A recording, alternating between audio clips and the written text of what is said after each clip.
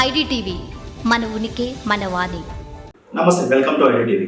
Basara triple IT గ్రామీణ ప్రాంతాల నుండి ఎంతో గొప్ప ఆశలతో ఉన్నత చదువులు, ఉన్నత విద్యాలయాల్లో చదువుకోవాలి, ఉన్నత స్థాయికి వెళ్ళాలనుకున్నటువంటి పేద విద్యార్థులనే లక్ష్యంగా వాళ్ళని ఒక స్థాయికి తేవాలి, వాళ్ళకు కూడా ఉన్నత విద్య అందించాలనే ఒక మంచి ఉద్దేశంతో స్టార్ట్ చేసిందే triple IT, Basara triple IT. కానీ ఏ రోజు కూడాను ఆ లక్ష్యాన్ని కంప్లీట్ చేసే దిశగానో లేకపోతే అక్కడ విద్యార్థులకు ఉన్నత స్థాయిని అందించే రకంగానూ కూడా నడుస్తున్నట్టు కనిపించట్లేదు.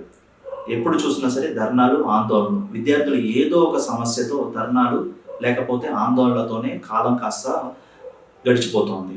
అసలు త్రిబుల్ ఐటీ స్థాపించడానికి గల ముఖ్య ఉద్దేశం పక్కదారి పట్టి వేలకు వేల సమస్యలతో ఎప్పుడు ఏదో ఒక చిక్కు సమస్యలతోనే యూనివర్సిటీని నడుపుతున్న పరిస్థితి. అసలు విద్యార్థుల కోసం పెట్టారా, లేకపోతే ఆందోళనల కోసమో, లేకపోతే ధర్నాలు, నిరసనల కోసం త్రిబుల్ ఐటీని పెట్టారా అర్థం కాని పరిస్థితి విద్యార్థులది. తాజాగా తేజస్విని అనే విద్యార్థిని, సెకండ్ ఇయర్ చదువుతున్న తేజస్విని అనే విద్యార్థిని ఆరోగ్యం బాగోలేక సరైన వైద్యం అందలేక చనిపోయిందంటే ఎంత బాధాకరం. అది కూడా త్రిబుల్ ఐటీ లాంటి ఒక యూనివర్సిటీలో మనకు వైద్యం అందక, అక్కడ విద్యార్థులకు సరైన వైద్యం లేక, డాక్టర్లు లేక, వైద్యం అందించలేక విద్యార్థిని ఇంటికి పంపించేస్తే కొన్ని రోజులకు అనారోగ్యంతో మరణించిన పరిస్థితి. ముందు నుంచి విద్యార్థి ఆరోగ్యం బాగోవటం లేదు, సరైన వైద్యం అందించాలని తెలిసినా ఎందుకు స్పందించలేదు యాజమాన్యం? అసలు త్రిబుల్ ఐటీలో ఏం జరుగుతోంది? అక్కడి సౌకర్యాలు ఇంకా ఎన్నాళ్ళకి బాగుపడతాయి, ఎన్నాళ్ళకు మెరుగుపడతాయి? విద్యార్థుల కళలు ఎన్నాళ్ళకు నెరవేరుతాయి?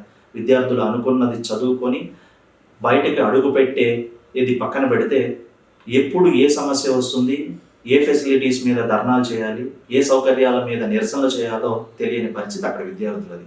త్రిబుల్ ఐటీ పేరుకి మాత్రం రాష్ట్రంలో ఎంతో గొప్పగా పేద విద్యార్థుల కళను సాకారం చేసే దిశగా అడుగులు వేస్తూ ఎంతో కష్టపడి తెచ్చుకున్నటువంటి యూనివర్సిటీ త్రిబుల్ ఐటీని ఇప్పుడు అసలు ఎందుకు వచ్చిందా అన్న విధంగా బాధపడాల్సి వస్తుంది. ప్రతి సంవత్సరం కూడా 2008లో ఎంతో లక్ష్యంతో ప్రారంభించినటువంటి త్రిబుల్ ఐటీ ఎన్నో సమస్యలతో, ఎన్నో ఆందోళనలతో, విద్యార్థుల నిరసనలతో ముందుకు కొనసాగుతూనే వస్తోంది.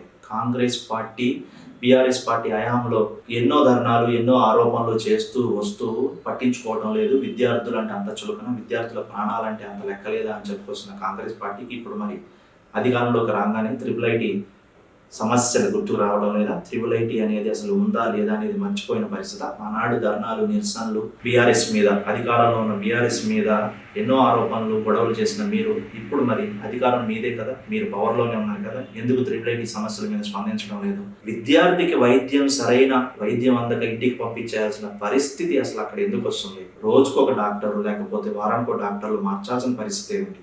అక్కడ వైద్య సదుపాయాలు పట్టించుకునే వాళ్ళు లేరు. సరే, అది పక్కన పెడితే 2022లో కూడా పెద్ద ఎత్తున వారం రోజుల పాటు రోడ్డు ఎక్కి ధర్నాలు చేసిన సంఘటనలు, ఉదాహరణలు గోకాలలో ల్యాబ్ ఫెసిలిటీస్ ఉండవు, మెస్ ఫెసిలిటీస్ సరిగ్గా ఉండవు, భోజన సదుపాయాలు ఉండవు, లేకపోతే డ్రెస్ కోడ్ లేదనో, లేకపోతే కాలేజీకి సంబంధించినటువంటి ఏదో ఒక సమస్య మీద పాపం విద్యార్థులు ఎప్పుడూ కూడా ఏ యూనివర్సిటీ కూడా ఇంతలాగా ఉండదు అంటూ కూడా వాపోతున్న పరిస్థితి, బాధపడుతున్న పరిస్థితి. ప్రతి ఇయర్లో కూడా సెమిస్టర్కి ముందు కానీ, సెమిస్టర్ ఎండింగ్లో కానీ ఏదో ఒక సమస్యల పట్ల మా బాధలు పట్టించుకోండి గవర్నమెంట్కి గోడు వెళ్ళబట్టుబడుతున్న విద్యార్థులను పట్టించుకున్న నాదు లేడు. ఇప్పుడు తాజాగా మరో విద్యార్థి మరణంతో విద్యార్థులందరూ కూడా వీసీ ఆఫీస్ ముందు ధర్నాకు దిగారు. ఖచ్చితంగాను దీని మీద స్పందించాల్సిందే, మాకు న్యాయం చేయాల్సిందే. ఇక్కడ త్రిబుల్ ఐటీలో సరైన వైద్య సదుపాయాలు ఏర్పాటు చేయాల్సిందే. మరి ఏ విద్యార్థి వైద్యం అందక మరణించడానికి వీల్లేదు, లేక వైద్య సదుపాయాలు లేక ఇంటికి వెళ్ళిపోవడానికి వీల్లేదు. అలాగే మాకు అందించే ఆహారం విషయంలోనూ, ల్యాబ్స్ విషయంలోనూ, ఇక్కడ టెక్నికల్ ఇష్యూస్ విషయంలోనూ కూడా టోటల్గా త్రిబుల్ ఐటీ మొత్తం మీద ఉన్న సమస్యలన్నింటినీ తక్షణమే పరిష్కరించాలంటూ చెట్ల కింద, అరుగుల కింద, యూనివర్సిటీ బయట గేట్ల వద్దనే అక్కడే ఉంటూ అక్కడే భోజనాలు చేస్తూ చాలా నరకయాతన చూస్తున్నారు. ప్రభుత్వం ఇప్పటికైనా స్పందిస్తుందో లేదో చూద్దాము. త్రిబుల్ ఐటీ లాంటి గొప్ప సంస్థ, గొప్ప విద్యాలయాన్ని కాపాడుకుంటుందా? వేల మంది విద్యార్థులను రోడ్డును పడేస్తుందా? ప్రభుత్వం చేతిలోనే ఉంది. సమస్యలు తీరే వరకు మాత్రం మేము వెనక ఎడగేది లేదు, క్లాసులకు వెళ్ళేది లేదంటూ కూడా తెగేసి ధర్నాలు, నిరసన చేస్తున్న పరిస్థితి అక్కడ విద్యార్థులది. సో ఇది ఈరోజు టాపిక్.